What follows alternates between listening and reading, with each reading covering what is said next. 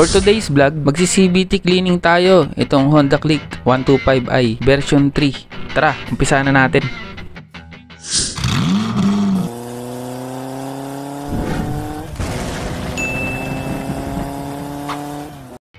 So ang odo nito 11,032. Baklasin natin tong air filter cover gamit tong Phillips screwdriver. Sa 11,000 odo, ngayon pa lang to magsi-CVT cleaning. Bale kasi nakakaramdam na ng dragging, kaya kailangan na rin i-check ang panggilid. Checking ng bola, regrease ng torque drive, at i-check na rin natin yung mga clutch lining. Kasi sa tingin ko, doon nagkukos yung dragging eh. So after natin matanggal tong mga screw, baklasin natin tong air filter cover para ma-check natin yung air filter niya kung gaano nakakapal yung dumi. Bale, madumi na sa 11,000. Saka dito nga pala, merong problema dito. Yung gasket, parang hindi nakalapat na maayos. Bale, siguro sa manufacturer na to. At dahil hindi nakalapat na maayos tong gasket niya dito sa may air filter, nung nailusong sa baha, ayun, napasukan ng tubig. Kaya nagaganyan. So, ito yung air filter niya. Medyo marumi-rumi na. Kailangan ng palitan to eh. So, sa mga naka-version 3 na Honda Click, pwede nyo i-check ng maaga, mga 5,000 odo, para maiwasan yung mga ganitong senaryo. Tulad nito, napasukan ng tubig. Buti hindi inaabot yung ano niya, pinasukan ng makina niya. Baka kung nagkataon, mas malaking problema. So ang gagawin natin dito para maibalik natin to sa dati, ipapasok natin gamit tong screwdriver para mailapat natin siya ng maayos. At naayos na natin yung rubber gasket, na ibalik na natin sa tama. Bali, pupunasan na lang natin to gamit tong basahan. Pati tong cover, pupunasan na lang din natin to ng basahan. After ng air filter, babaklasin natin tong crankcase gamit tong 8mm na socket wrench. So itong mga tornilyo, itong tatlong tornilyo na to, dito nakalagay ito. Bali, tatlo yan. Bali, ito maliit na tornilyo to. Itong Honda Click version 3, meron tatlong sizes na tornilyo, itong CVT nya. Itong merong mahaba, may dalawa tong mahaba na tornilyo. Ito dito, dalawang mahaba to. Tapos itong medium size na tornilyo, bale ito, nakalagay ito sa taas ng crankcase, saka isa sa baba. Ngayon, baklasin muna natin itong mahaba, itong mahabang tornilyo. So itong dalawang mahabang tornilyo dito, saka dito. Baklasin na natin itong crankcase. So ito, ganito siya karumi, 11K odo. Next, dito sa nut ng pulley, gamitan natin to ng 22mm socket. Tapos dito sa torque drive, gamitan natin ng 19mm na socket. So baklasin muna natin tong pulley, gamitan natin ng Y-tool. So manual lang natin babaklasin to. So ang pihit na ito pababa para mabaklas natin tong nut. So ang una, nut siya, tapos meron siyang washer. Ito, medyo makapal tong washer niya. Next, check natin tong drive phase niya. So sa 11,000 odo, expect natin hindi pa naman ganun kaalon to. Next, baklasin muna natin tong torque drive niya. Gamitan natin ng extender, tong Y-tool, para humaba, para hindi tayo mahirapan sa pagbaklas. So ang pihit natin pababa para lumuwag. So ito, nabaklas na natin. Una, meron din siyang nut. Ito. Tapos meron siyang washer. Ito, medyo manipis siya kaysa dun sa may pulley na washer. So check natin tong bell. So ito, makapal-kapal na yung dumi na ito. So dito na nagkukos yung dragging dahil hindi na kumakapit yung lining dito. Ayun, dahil lang kapal na ng dumi. So dumudulas na yan. Next, check natin tong belt. So yung belt niya, okay naman to kasi 11K pa lang eh. Tapos dito sa clutch assembly, babaklasin natin to, re-regrease natin tong torque drive niya dahil dito nagkukos yung dragging. Next, check natin tong pulley sa tong bushing. So ito, okay pa naman. So tingnan natin ng bola. So sa bola niya, all goods pa dahil wala pa masyadong mga kanto. So pwede pa to. 15 grams nga pala ang weight na ito. Abot pa to ng mga 10K pa. So next, check natin tong pulley. So sa pulley, marumi na rin. Makapal na dumi. So linisan lang natin tong gasolina to mamaya. Saka itong crankcase niya, linisan natin ng gasolina to. Pero hindi na natin patatamaan tong oil seal ng gasolina kasi baka masira eh. Kasi rubber yan eh. Then check natin tong backplate sa itong slide piece kung maalog. Kasi pag maalog, isa din yan sa nagkukos ng dragging. pag maluwag na yung slide piece. So dito, okay pa naman. At kung bago ka pa lang dito sa channel, please like and subscribe. Next, dito tayo sa may torque drive. Bali ang size na itong size 39mm. So bali ang pagbaklas na ito, ipupukpok lang natin dito. Pag ganito. After natin maluwagan, pihitin na lang natin. So yun, baklas na. So ito, check natin tong clutch lining. Bali ito, marumi na. So tingin ko nandito yung dragging. Saka ito, tingnan nyo, medyo makintab na tong clutch nya. Kaya kailangan natin ito lihain ng konti para matanggal yung mga dumi. So babaklasin natin to. So check din natin tong spring nya. Saka itong spring seat.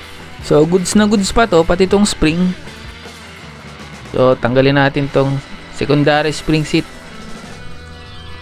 para ma-check natin yung pin. Ito maitim na yung grasa nito, kaya kailangan na natin itong palitan.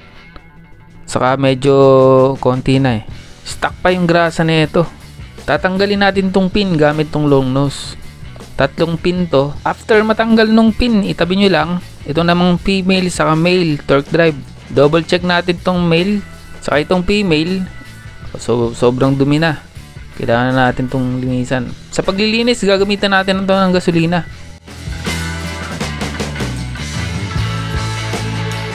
Unahin na muna natin itong crankcase. Sa paglilinis, bali iwasan nyo na lang yung oil seal. Ito meron naman itong butas, itong bote, para spray lang. Then gagamit tayo ng paintbrush para matanggal itong mga dumi-dumi. After nyan, punasan natin ng tuyong basahan. Dito naman tayo sa case. Gamitan lang natin ng gasolina. Tapos konting punas-punas na lang to. Tapos silinisan na natin itong mga metal parts. Saka nga pala, may napansin kami dito sa may drive face. Parang may mga lamat-lamat siya. Parang manufacture defect yata to. Parang may lamat Sa mga naka-version 3 na Honda Click 125, pwede nyo i-check nyo sa inyo. Tingnan natin kung meron din.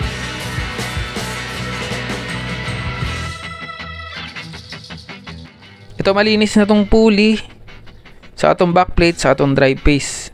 Okay na sila.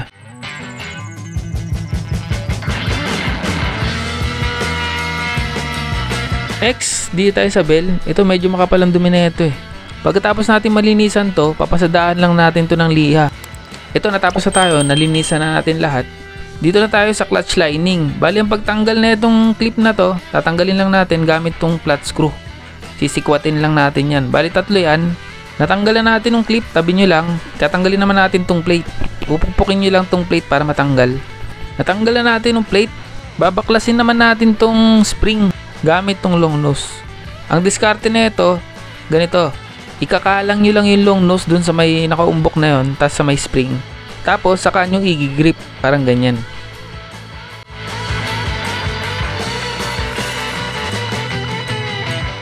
Ito babaklasin na natin tong clutch nya. Ito medyo matigas na hindi na nagpi-play nai-stack up na. Bali ito yung nagkukos ng dragging. Ayan matigas. Kaya importante kung nagbukas kayo ng panggilid, idamay nyo na to. Linisin nyo rin. Kung maaari, lihahin nyo yan para matanggal yung mga na-stack up na dumi. After natin matanggal yung 3 clutch, dito naman tayo sa 3 rubber damper. Bali 3 yan, tabi nyo lang. Tapos ito paliliguan natin ito ng gasolina. Linisin natin gamit gasolina. Itong gasolina napaka-effective nito, lalo na sa mga natuyong grasa, dahil saglit lang tatanggal niya na. Saka mabilis matuyo. Itong clutch natin, lilihain natin to, tatanggalin natin yung nakadikit na dumi. Bale liha lang ang makakatanggal dyan. Okay na yan. Ito ganito siya kalinis pagka gasolina ang pinanlinis nyo. Next tayo itong clutch. Bale brushin lang natin to. So gasolina pa rin panlilinis natin dito kasi mas mabilis siya makatanggal ng mga natuyong grasa After natin malinisan, ito assembly na natin. Itong rubber damper, 3. Isaswak lang natin dyan sa mga nakakaumbok na yan na maliliit. Tapos itong clutch natin. Bali papatong lang natin ng ganyan.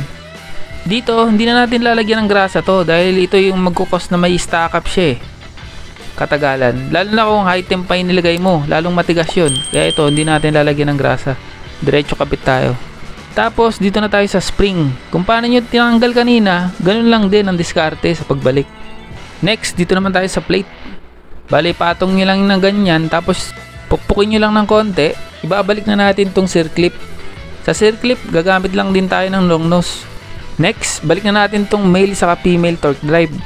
Bale, lagyan nyo muna ng konting grasa, tapos iswak nyo lang to na ganyan. Lagyan na natin ng grasa itong nilalagyan ng pin. After natin maggrasahan, saka mabalik yung pin, balik na natin tong secondary spring seat. Sasalpak nyo lang ng ganito hanggang sa sumagad. Then after nyan, balik na natin tong spring, saka itong spring seat. Bale, ganito ang orientation yan, nasa ibabaw yan. Tapos ibalik na natin tong clutch. Kung mag-isa lang kayo nagbabalik nito, gamitan nyo lang ang paa para may tulak nyo. Tapos salpak nyo tong lock nya. Tapos higpitan natin gamit tong 39mm na socket. Tapos pukpuk lang ulit katulad kanina para sumikip. Tapos dito naman tayo sa pulley set. Balik muna natin tong slide piece dito sa may backplate.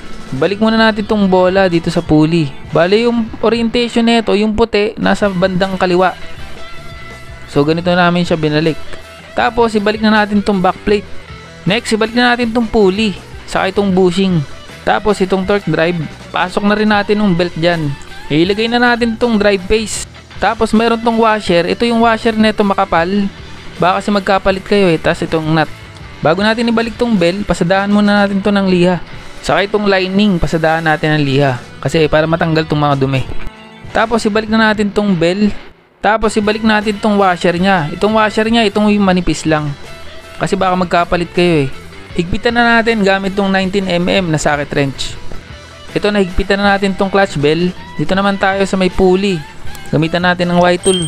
Saka ng 22mm na socket. Sa paghigpit, wag masyado mahigpit. Tamang higpit lang. Yung hindi na gumalaw, okay na yun. So yun, okay na. Nakabit na natin lahat. Ngayon, iti-testing natin. So yun, all goods na. Ayan, ibabalik naman natin ng crankcase. Tapos lalagyan natin ng tornilyo. Itong medium size na tornilyo, bali tatlo to. Ito dito to sa taas lahat. Medium size. Kasi baka malito kayo, pantay-pantay naman yan. Itong tatlong yan. Tapos dito naman tayo sa dalawang mahaba. Bali itong dalawang mahaba dito sa may gitna. Yan, kabilaan. Tapos dito naman tayo sa maliliit na tornilyo. Bali itong maliliit na tornilyo dito banda sa may kaliwa. Magkakatabi yan. Ibalik na natin itong air filter. Tapos itong air filter cover, balik na natin.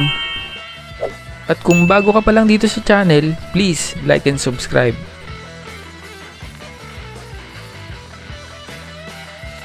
At i-hit mo na rin yung notification bell para updated kayo sa mga susunod pa nating video. So yun, natapos na tayo. Bale, final testing tayo.